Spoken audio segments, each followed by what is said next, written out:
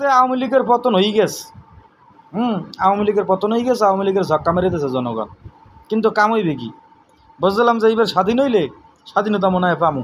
1971 সালে যুদ্ধ দেয়নি, 2024 সালে যুদ্ধ নিজেরা করছি, কিন্তু অর্জনটা করলাম কি?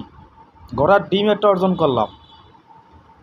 এখন অনেকে আমার উপরে খেপে পেরে তেরাই আইয়া মানে পিটানের জন্য একটা প্রস্তুতি নিতে পারেন, কেন নিতে পারেন, কেন খাওয়ার জন্য প্রস্তুত। আমি সর্বদা কেনুরে খুব ভালোবাসি, কেন খামুন এটা তো হইতে পারে না, কেন খাইতেই। সত্য কথা বললে কেন খাইবে এটাই স্বাভাবিক। স্বাধীনতাটা হইলে একটু কন যেন মানুষ এখন দেশ ঘোষণের কার্যক্রমে আছে, যেন হাজার হাজার কোটি কোটি টাকা, প্রায় 94 বিলিয়ন ডলার বাংলাদেশ যে পাচার হয়ে গেছে, এই ঘাটতি কীরকম পূরণ করবে এইগুলো নিয়ে একদল গবেষণা করতে চিন্তা করতে আছে দেশে কীভাবে সামনে নেওয়া যায়।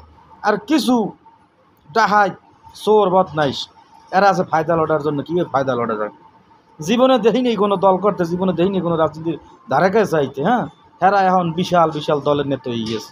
বলে আলহামদুলিল্লাহ, নেতা ভালো, কিন্তু নেতার বৈশিষ্ট্য কী এটা আপনার বুঝতে হইবি। নেতার বৈশিষ্ট্য যদি হয় মানুষের তা চুরি করিয়ে খাওয়া, তাহলে তোমার নেতামি করার দরকার নাই। দাদু, তোমার নেতামি করার দরকার নাই, তুমি চুরি করো।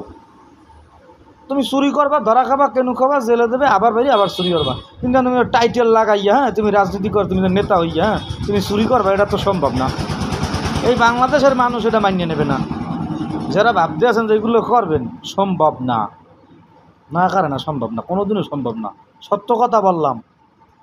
কেন ওটা ভয় পাই না, কেন খাইতে হইবে এটা জানি। আমি মরিয়াও যেতে এটাও জানি, মৃত্যু একবার হইবে এটা আমরা জানি। আমি জানি আমার মরণ একদম হইবে, তার ডরাই করে কথা বলা যাইবে না। তো সবাই সাবধান হন। দেশের হলে যদি ভালোবেসেন, দেশের হলে চিন্তা করেন, দেশগুলোই ভাবেন, এই এবার খান। আর আপনারা আল্লাহ তো সাইডে হাত পাতেছে, কাম করে খাইতে পারেন না। রাজনীতি করে শুরু করেন, এই ধান্দায় রাজনীতি করেননি, এ ধান্দা বাদ দেন। এ ধান্দা জনগণ বুঝতে গেছে, জনগণ আর এগুলো খাইবে না।